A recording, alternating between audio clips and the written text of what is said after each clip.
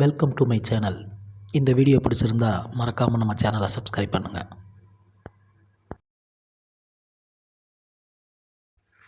இந்தியாவின் தேசிய கொடி மூவர்ண கொடிங்கிறது நம்ம எல்லாத்துக்குமே தெரியும். ஆனால் இந்தியாவின் தேசிய கொடி வெள்ளையர்கள் ஆட்சி காலத்தில் இருந்தே வடிவமைக்கப்பட்டிருக்கு. அப்படி பிரிட்டிஷ் அரசாங்கத்தால் வடிவமைக்கப்பட்ட இந்திய கொடியும் உண்டு. அதன் பிறகு விவேகானந்தரின் சிஷ்யான சிஸ்டர் நிவேதிதா இவர்களை பற்றி நாம் ஏற்கனவே ஒரு காணொலியில் பேசியிருக்கோம். இந்த சிஸ்டர் நிவேதிதாவும் ஒரு கொடி வடிவமைச்சிருக்காங்க. அதனுடைய வடிவத்தை தான் நாம் இப்போ பார்க்குறோம். இந்த கொடியை வர்ணித்து மகாகவி பாரதியாரும் ஒரு பாடல் பாடியிருக்கார். ஆனால் இவை பெரிதாக அங்கீகரிக்கப்படவில்லை. இதன் பிறகு 1921 ஆந்திர மாநிலத்தைச் சேர்ந்த பிங்கிலி வெங்கையா என்பவரால் ஒரு கொடி வடிவமைக்கப்பட்டு அது காந்தியடிகளிடம் காட்டப்பட்டது. அதன் வடிவமானது தான் இப்போதைய நமது தேசிய கொடியின் முழு வடிவமைப்பை ஒத்தது. சரி, அதன் ஆரம்ப கால வடிவமானது எப்படி இருந்ததுன்னா, கீழே பச்சை நிறம், நடுவில் வெள்ளை நிறம், மேலே காவி நிறம். இந்த வெள்ளை நிறத்தின் நடுவில் கயிறாட்டினம் பொறிக்கப்பட்டிருந்தது.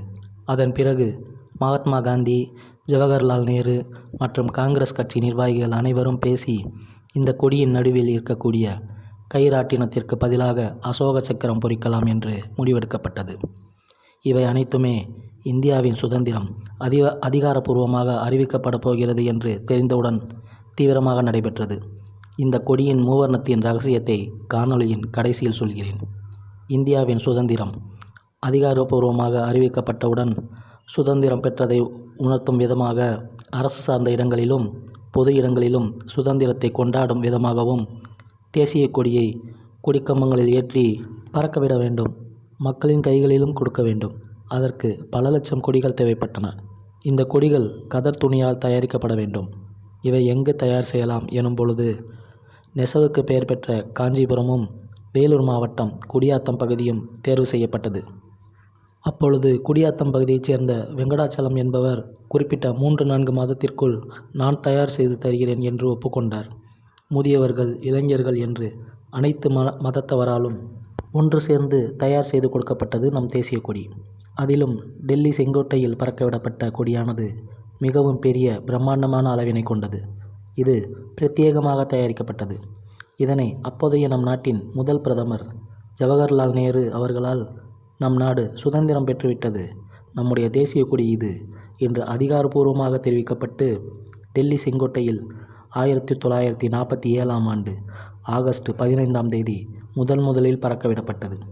சரி, இப்போ இந்த கொடியின் மூவர்ணத்தின் ரகசியத்தை பற்றி பார்ப்போம். நம் தேசிய கொடியில் இருக்கும் பச்சை நிறம் இஸ்லாமியர்களை குறிக்கும் விதமாகவும், வெள்ளை நிறம் கிறிஸ்தவர்களை மற்ற மதத்தவரையும் குறிக்கும் விதமாகவும், காவி நிறம் இந்துக்களை குறிக்கும் விதமாகவும் வடிவமைக்கப்பட்டிருப்பதாக மகாத்மா காந்தியே 1921 கூறியிருக்கிறார்.